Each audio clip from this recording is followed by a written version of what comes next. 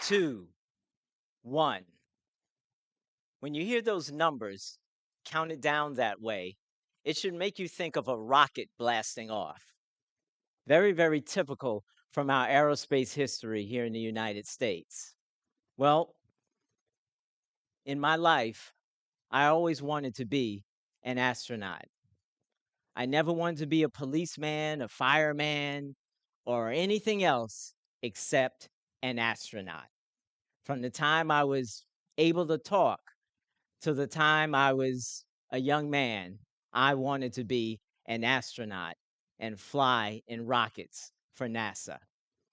Things worked out really well for me. I studied really hard. I'm a big time nerd, as you can probably have heard from my introduction.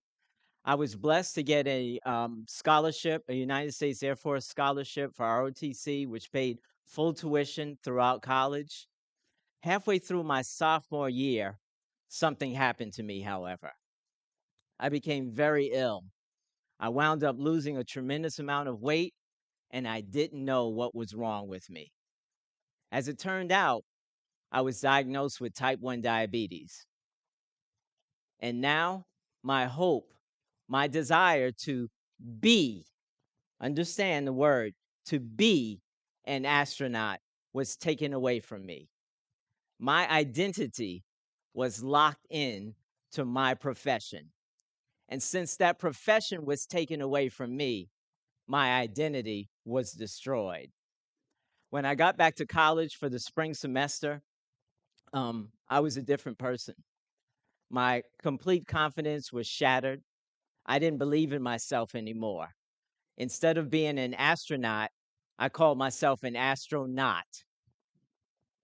I was no longer an astronaut. I was no longer a smart kid anymore. I was a failure in my own mind. Since I failed to be what I wanted to be, then all I could be was a failure. Identity. What is identity? Well, again, I'm a nerd. I don't mind saying that. It's part of my identity. So, what I did was I took a look at the dictionary. I always do that. Merriam-Webster dictionary defines identity as being the thing that determines your character and your personality. So you can know who you are by looking at the thing that's most prominent in your life. An interesting article that was online that was vetted by Psychology Today says that identity, it doesn't define identity, but what it does is describes identity as being the thing that encompasses your memories, your thoughts, your experiences, and even your values. And those are the things that help to establish what you think about yourself. So that's what identity is and what identity encompasses. But the question you should ask yourself is, why is it so important? I think it's really important because one of the things that we've run into in our society is the issue of thinking what identity is when in reality, so many things are not really your identity. One of the things that is not your identity, one of the things that does not define who you are temporary things that are easily changed. Listen, the clothes that you wear do not define who you are. As an example, you see who I am right now. And if someone were to ask you to identify Richard Page, you say, oh, yeah, that was that amazingly tall, dark, and handsome young man that gave this wonderful speech. And you would describe what I'm wearing, et cetera, and so on. But then what if I mess things up? And what if I put these glasses on, which are reading glasses, so I can't see right now. But as I'm wearing these glasses, what you might think was, wow, that is the intellectual Richard Page. But then I would really mess things up because I would change my identity again if it only depended on superficial things. And I would put these on, and you would say, oh, that's Rico, the party man. Did I really change my identity? No, I just changed the way I looked. And I changed the way you might identify me, but I didn't change who I am. Another thing that messes people up when we talk about identity is we tend to identify, as I did many years ago, with our vocation. Your vocation, what you do to earn money, what you do for work, does not identify who you are. It does not determine who you are. It's just something that you do.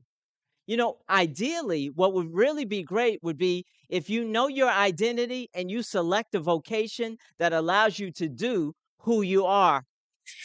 That's great. That's the way things should work out. But it doesn't always work out that way. You might know physicians, medical doctors that are not healers. And you say, Richard, then that means they're a terrible doctor. Well, not really. You can be a great surgeon, patch people up, give them the right medicine. But as we saw earlier, that particular doctor, looking at the circumstances, may not think that you're going to make it. And so they're ready to give up on you. Does that sound like a healer to you? No. I remember when I was in the emergency room, my father carried me there. I weighed 85 pounds because I had lost so much weight and I was 19 years old. And I remember forget the doctor looking at me and telling my father, "Sir, this man has diabetes." And I remember when I woke up in a stupor the next morning, not knowing where I was or anything, just realizing something was wrong. That emergency room doctor looked at me and said, "Son, you have a serious disease, but you're going to be okay. All you need to do is learn how to deal with the disease that you have, and you can still live a long, fulfilling life. Don't give up on yourself." This man didn't know who I was. All he knew was the circumstances of my physical body, but he brought healing to me. He was more than a doctor, he was also a healer. Another thing that does not determine who you are your circumstances, your experiences. And I know you're going to say, but Richard, you just said that psychology today said that your experiences are part of who you are. It's a small part along with so many other things. Let me ask you this question. How many of you have competed in anything in your life? It could be basketball, it could be sports, it could be academics, it could be playing spades. It could be playing dominoes. Anybody? Right, so that's almost everybody in this building has played some type of competition. My question to you is, did you win? Now tell the truth. Did you win in every game you've ever played? No, I don't see any hands go up. So let me ask you this. If you're not a winner, then that means you are a loser. So that means if you didn't win in every competition you played in, then that means that you lost at least some of them. Does that mean then, since you lost a competition, that you are a loser? No, it doesn't. If you didn't win the contract, does that mean that you are a loser? No, it doesn't. All it means is that you lost the contract. And as long as you're alive, you have an opportunity to go for another one. So your experience does not define who you are. You're not a loser just because you lost a competition. So finally, we get back to the title of this message, the reasons why you must identify your identity. The reason why you must identify your identity is because if you're operating with the wrong identity, it means that you don't really understand who you are or what you're supposed to do with the life that you're living. And if you don't operate correctly with who you are and what your capabilities truly are, you're going to mess things up. I call it collateral damage.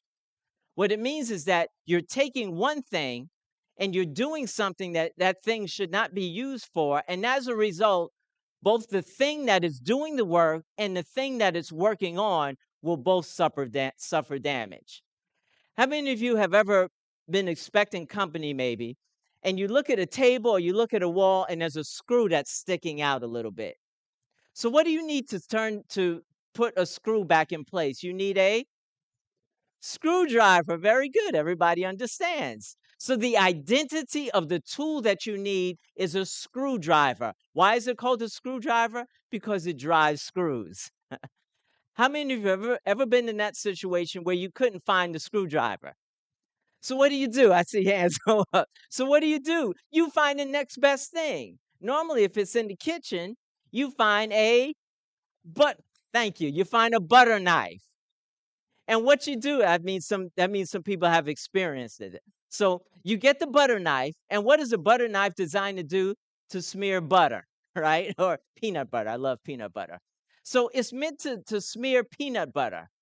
So what you do is you get this butter knife that has a rounded edge, and you stick it into the slot of the screw, and you start turning it. And as you're turning it, it slips out. And then you turn it some more and it slips out. So now you mash harder on it and it slips out some more. At the end of the day, you look at the screw and the screw is turned in and you're like, yes, I was successful. But then you look at the butter knife and the butter knife has scratches and it's bent. And then you look at the table and the table has scratches on it. So yes, you got the screw in place, but you also damaged the tool and the thing that the tool was working on. That's what happens when you operate with the wrong identity. You might be successful. You might be a teacher. You have your teaching certificate, but at the end of the year, your kids didn't learn anything. And they walk out the doors of that school hating education. This is stupid. I can't stand Mr. Page. He was terrible. They forget that they never had the opportunity to be taught by a real teacher. They were taught by someone with a certificate, but they weren't taught by someone that wants to give knowledge and also encourage the knowledge gaining by their students. I want to encourage you, my friends, my brothers and sisters, to learn who you are and employ that knowledge to do the things that you were created to do. Be the screwdriver that turns the screw and not the butter knife that tries to turn the screw. Don't damage yourself by doing something that you are not supposed to do. I ask you to do this one last thing before I leave. Please repeat after me. Ready?